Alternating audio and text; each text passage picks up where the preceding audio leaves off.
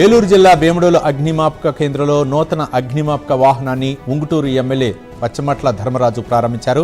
అత్యవసర సమయాల్లో వేగంగా స్పందించేందుకు కొత్త వాహనం ఎంతో ఉపయోగపడుతుందని ఎమ్మెల్యే తెలిపారు. భీమడోలు పరిసర ప్రాంతాల ప్రజలకు మెరుగైన అగ్నిమాపక సేవలు అందుతాయని పేర్కొన్నారు.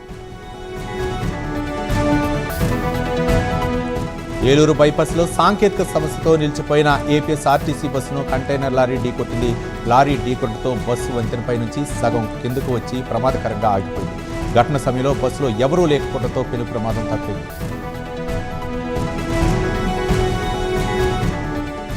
Rajahmundry Hukumpeta BSES APCOB regional loaning processing సెంటర్ను డీసీబీ చైర్మన్ తుమ్మల రామస్వామి బాబు ప్రారంభించారు.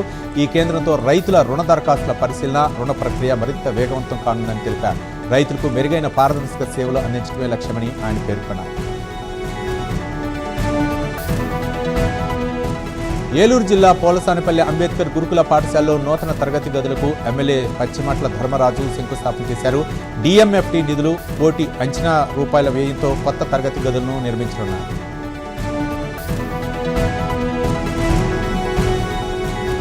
తిరుపతిలో వైసీపీ నాయకుడు వాసు యాదవ్ అరెస్టును నిరసిస్తూ యాదవ్ సంఘాలు నిరాహార దీక్షకు ప్రయత్నించాయి. హెడ్ పోస్టాఫీస్ సమీపంలో వాసు యాదవ్ తల్లి రేణుకా యాదవ్ చేపట్టిన దీక్షను అనుమతి లేదంటూ పోలీసులు అడ్డుకున్నారు. రేణుకా యాదవ్, గీతా యాదవ్, మాజీ మేయర్ డాక్టర్ శిరీష యాదవ్, అరుణ్ యాదవ్ను అరెస్ట్ చేసి పోలీస్ స్టేషన్కు తరలించారు.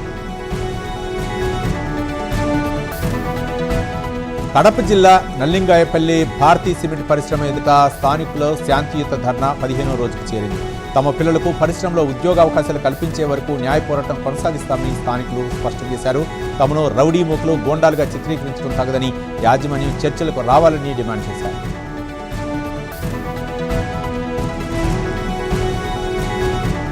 బాపట్ల జిల్లా కంకటపాలెంలో అగ్ని ప్రమాద బాధిత కుటుంబాలకు ఫ్రెండ్స్ ఆదర్శ్ యూత్ ఆర్గనైజేషన్ అండగా నిలిచింది. అగ్ని ప్రమాదంలో పూరి గృహాలు, సామగ్రి కోల్పోయిన శ్రీను, పిచ్చియ్య కుటుంబాలను పరామర్శించి ఆర్థిక సహాయం అందించారు. బాధిత కుటుంబాలను ప్రభుత్వం కూడా అన్ని విధాలా ఆదుకోవాలని సంస్థ అధ్యక్షులు బండిరెడ్డి గోపి కోరారు.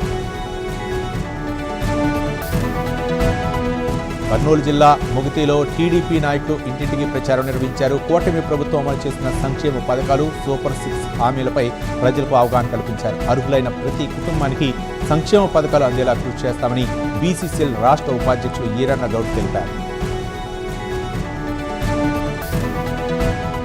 కడప జిల్లా బంగారుపేట వద్ద జరిగిన రోడ్డు ప్రమాదంలో మాడ బాలాజీరావు మృతి చెందారు. టీ తాగేందుకు రోడ్డు వెంట నడిచి వెళ్తుండగా గుర్తు తెలియని వాహనం ఢీకొట్టడంతో ప్రమాదం జరిగింది. ఘటనపై సిద్ధవటం పోలీసులు కేసు నమోదు చేసి దర్యాప్తు చేస్తున్నారు. అంబేద్కర్ కోనసీమ జిల్లా కేశనకుర్రు చాకిరేవు ప్రాంతంలో సర్దార్ సర్వాయి పాపన్న గౌడ్ జయంతి ఫ్లెక్సీని గుర్తు తెలియని వ్యక్తులు చింపివేశారు. గమనించిన గౌడ సంఘం సభ్యులు ఆగ్రహం వ్యక్తం చేస్తూ ఆందోళన దిగారు. ఫ్లెక్సీని చింపిన వారిని కఠినంగా శిక్షించాలని వారు డిమాండ్ చేశారు. ఏలూరు జిల్లా జంగారెడ్డిగూడెంలో కేవీఆర్ ట్రావెల్స్ బస్సు ఆటోను ఢీకొట్టడంతో రోడ్డు ప్రమాదం జరిగింది. ఖమ్మం దేవరపల్లి జాతీయ రహదారిపై జరిగిన ఈ ప్రమాదంలో ఆటో డ్రైవర్కు తీవ్ర గాయాలయ్యాయి. క్షతగాత్రుడిని జంగారెడ్డిగూడెం ప్రభుత్వ ఆసుపత్రికి తరలించగా ఘటనపై పోలీసులు దర్యాప్తు చేస్తున్నారు. మార్కాపురం జిల్లా త్రిపురాంతకంలోని DVN కాలనీలో పోలీసులు కార్డన్ సెర్చ్ నిర్వహించారు. తనిఖీల్లో సరైన ధ్రువపత్రాలు లేని 22 ద్విచక్ర వాహనాలను స్వాధీనం చేసుకుని సీజ్ చేశారు. గంజాయి సహా మత్తు పదార్థాలకు దూరంగా ఉండాలని అవగాహన కల్పించి కాలనీ వాసులతో పోలీసులు ప్రతిజ్ఞ చేయించారు. తూర్పుగోదావరి జిల్లా కొవ్వూరు గామన్ బ్రిడ్జి వద్ద 31 ఆవులతో వెళ్తున్న లారీని పోలీసులు పట్టుకున్నారు. ఆవులను అక్రమంగా తరలిస్తున్నారన్న అనుమానంతో లారీని స్వాధీనం చేసుకుని 4గురిని అదుపులోకి తీసుకున్నారు. కొవ్వూరు టౌన్ CI విశ్వం ఆధ్వర్యంలో ఆవులను ఎక్కడి నుంచి ఎక్కడికి తరలిస్తున్నారని దానిపై విచారణ చేపట్టారు.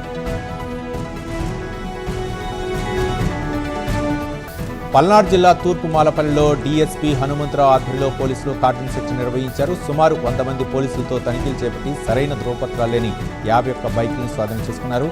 రికార్డులు చూపించని వాహనాలను సీజ్ చేసి కోర్టుకు పంపిస్తామని DSP హనుమంతరావు హెచ్చరించారు.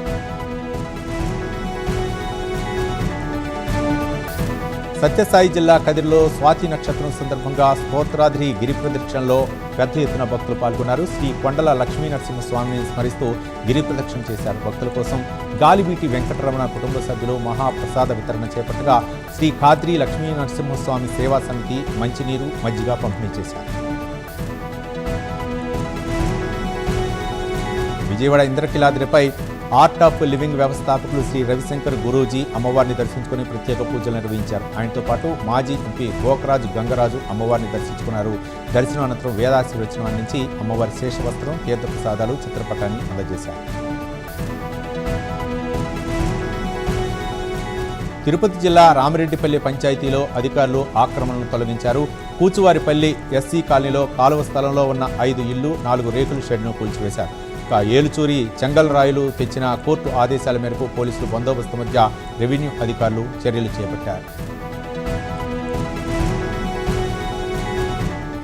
అంబేద్కర్ కోనసీమ జిల్లా ముమ్మిడివరంలో శ్రీ శీతల పానీయాల కంపెనీలో నాగుపాము కలకలం రేపింది. కూల్ డ్రింక్ బాటిల్లో ప్యాకింగ్లో పామును గుర్తించిన సిబ్బంది భయంతో పరుగులు తీశారు. స్నేక్ క్యాచర్ గణేష్ వర్మ నాగుపామును చాకచక్యంగా బంధించి సురక్షిత అటవీ ప్రాంతంలో వదిలిపెట్టారు. రాజంపేటలో ప్రజాపిత బ్రహ్మకుమారి సి ఈశ్వరీయ విశ్వవిద్యాలయం ఆధ్వర్యంలో నాసా ముక్తో భారత్ కార్యక్రమం నిర్వహించారు. 5 కళాశాలలో మొత్తం 1685 మంది విద్యార్థులు అధ్యాపకులతో ఒక వ్యసన విముక్తి ప్రతిజ్ఞ చేయించారు. యువత దురలవాట్లకు దూరంగా ఉండాలని బీకే సావిత్రి అక్కయ్య, బీకే కావ్య అక్కయ్య పిలుపునిచ్చారు.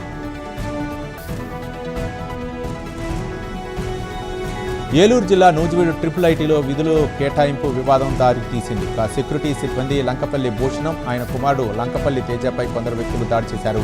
గాయపడిన లంకపల్లి తేజను చికిత్సతో నూజివీడు ప్రభుత్వ ఆసుపత్రికి తరలించారు.